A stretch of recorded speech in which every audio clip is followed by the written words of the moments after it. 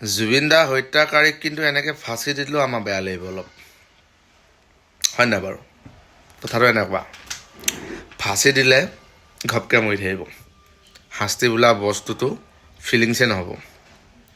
তাৰ এটা ভৰি কাটিব লাগে, গোটেই চাৰিটা, শ্যাম গানু, অমিত প্ৰভা, মহন্ত নে বসন্ত, শেখৰ জ্যোতি, সিদ্ধাৰ্থ কুকুৰচোদাটো, এটা এটা ভৰি কাটিব লাগে, আকৌ ট্ৰিটমেণ্ট কৰিব লাগে, আকৌ কেইদিনমানৰ পাছত খুলি তাত নিমখ ছিটিয়াই দিব লাগে, থপাই ফুৰিব নহয়, সেইবোৰ ভিডিঅ' কৰিব লাগে, গোটেই অসমখনত দেখুৱাব লাগে, ছ'চিয়েল মিডিয়াত পঠিয়াই দিব লাগে, গোটেই অসমখনে চাব পাৰে। আকৌ 2 নম্বৰ ভৰিটো কাটি দিব লাগে, কাটি পেলাই তাতো অলপ অলপ নিমখ ছিটিয়াই দিব লাগে। ভাতৰ নামত গুড় খুৱাব লাগে সিহঁতক, গুড় লেট্ৰিনত যে থাকে পোকটো, তাৰপৰা আনিব লাগে, থালিত দিব লাগে সিহঁতক আৰু খুৱাব লাগে। ভাত পানী খুৱাব লগা নাই, গুড় খুৱাব লাগে, ভোকত থাকিলে খাই দিব সিহঁতি, ভিডিঅ' কৰিব লাগে, ছ'চিয়েল মিডিয়াত দিব লাগে, চবেই দেখক। 2টা ভৰি কাটিলে অকণমান ট্ৰিটমেণ্ট কৰক, আকৌ কেইদিনমানৰ পাছত আকৌ তাত নিমখ ছটিয়াওক, একদম তৎক্ষণাত এনেকুৱা একদম বস্তুটো শাস্তি পাব লাগে, কষ্ট। ভৱিষ্যতে কোনেও যাতে এনেকুৱা বন্ধু, ইমান বিশ্বাস কৰা মানুহক যাতে আঘাত নিদিয়ে, বিশ্বাসঘাতক নকৰে।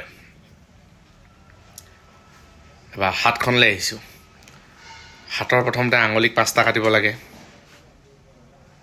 গোটেই 4টা, গোটেই 4জনৰ এই চুদুৰ ভাইকেইটা 4জনৰ হাত কাটিব লাগে, আঙুলি কাটি খতম হ'ল। আকৌ নিমখ ছিটিয়াব লাগে, ঠিকছে নিমখ চিমখ ছিটিয়াই জলকীয়া ভোট জলকীয়া দি একদম এনেকৈ আঙুলি ভুমাই দিব লাগে, এনেকৈ থপ বস্তুবোৰ কঁপিব লাগিব, এনেকৈ থাপা কঁপিব লাগিব, তেতিয়া অকণমান যদি শান্তি পাওঁ। ঘপকৈ ফাঁচিটো দি দিলেই নহ'ব, কিবা মনটো অশান্তি লাগি থাকিব। গতিকে আকৌ ইখন হাত কাটিব লাগে, এটুকুৰাকৈ শাস্তি পাব লাগে সেনেকুৱা। নহ'লে জুই জ্বলাই ল'ব লাগে, পকৰত জুই দি দিব লাগে সিহঁতক। যিটো পকৰৰ হাতত তেল হৈছিলে ন, তাত পকৰত জুই দি দিব লাগে, ৰঙা যে সেই জুই জ্বলি পোৱা যে এঙা ওলাই যে ৰঙা তাত দি দিব লাগে, 5-4 ডোখৰ দি দিব লাগে। নজ্বলিলে নহ'লে পেট্ৰল ঢালিব লাগে, মাচিছ লগাই আকৌ জ্বলাই দিব লাগে। সিহঁতৰ ইমান সাহস, আমাৰ জুবিন দাক লৈ গৈছে, যিজন মানুহ কাৰণে আমি বছৰ সৰুৰ পৰা ডাঙৰ হ'লোঁ, কেনেবাকৈ গোলাঘাটত গৈ পেলাই ফাংচনত আঁতৰৰ পৰা অকণমান প্ৰভুৰ দৰ্শনটো হৈছিলে। এতিয়া এইবছৰ বোলো ভাবিছিলোঁ বহাগত যাম, য'তেই ফাংচন হয়, য'তেই বুলি নহয় আৰু বৰ দূৰলৈ যাব নোৱাৰোঁ ন আমাৰ নিচিনা মানুহ, এনেকৈ গোলাঘাটতো হ'বই, যোৰহাটত ভাবিছিলোঁ ধুনীয়াকৈ চামগৈ। কিন্তু তহঁতিবোৰে কেইটকামান পইচাৰ কাৰণে মাৰি দিলি। তহঁতক কি দিয়া নাই হ'লে, ইমান আজাদী, ইমান ধুনীয়াকৈ তহঁতক ৰখাই আছে, নিজৰ ককাই ভাই ধৰে তহঁতক ৰখাই আছিলে, আৰু সেইজন মানুহক তহঁতি হত্যা কৰি পেলাই খালি ভগৱানক তহঁতি যদি মাৰিবলৈ চাইছ, তহঁতক ভগৱানে এনেই এৰিব? এতিয়া ফচিছ নহয়। তহঁতৰ পকৰত কৈছোঁ নহয়, জুই দি তহঁতক এনেকুৱা তৰপাব লাগে ন, এনেকুৱা তৰপাব লাগে তহঁতে 14 গোষ্ঠীয়ে গম পায় যাতে জুবিন দাক কৰা পানিছমেণ্ট কি হয়। এনেকুৱা কঠোৰ শাস্তি দিব লাগে। ঘপককৈ ফাঁচিটো দি দিলে ভাল নালাগিব, 4টাক ফাঁচি দি লটকাই যদি মাৰি দিয়া নহয়, জাষ্ট এনেকৈ গুচি যাব। সিহঁতক মানে একদম 6 মাহমান, একদম 3 মাহমান খুব তৰপাব লাগে, হাংকি মুতি যোৱাকৈ একদম এডোখৰ এনেকৈ কাটিব লাগে, একদম নিমখ চিমখ ছটিয়াই একদম জলকীয়া চলকীয়া ছটিয়াই পূৰা সিহঁতক ট্ৰিটমেণ্ট কৰিব লাগে।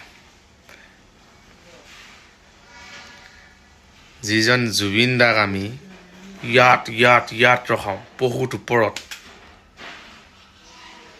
এষাৰ কথা ক'লে মানে আমি সেইটো মানি চলোঁ হ'লে, আৰু সেইজন মানুহৰ লগত তহঁতি তেনেকুৱাখন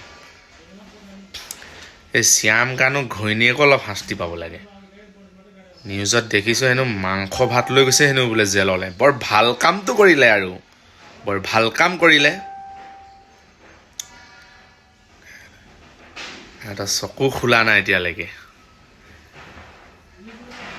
ফাঁচি দিলেও আমাৰ শান্তি নালাগিব, কাৰণ নেপাওঁৱেই জুবিন দাক। সেই আগৰ গানবোৰ শুনিব লাগিব, শুনিয়ে থাকোঁ বাৰু, এতিয়াও শুনো, আগতেও শুনো। জুবিন দা থকা অৱস্থাটো শুনো আমি। প্ৰায় আগৰ গানবোৰ অলপ বেছিহে ভাল লাগে, খুব বেছি ভাল পাওঁ। তহঁতি তেনেকুৱা কৰিবি বুলি ভবা নাছিলোঁ। কি ক'ম আৰু, তেতিয়া ফাঁচিটো খাটাং পাবই চাগে।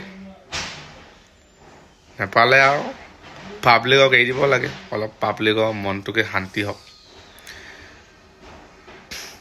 কোটি কোটি মানুহে যদি চকুত যদি সিহঁতিকেইটা হত্যাকাৰী হয়, তেতিয়া সেই 4টা মানুহৰ কাৰণে বৰ বেছি এটা টাইম পাছ কৰিও লাভ নাই।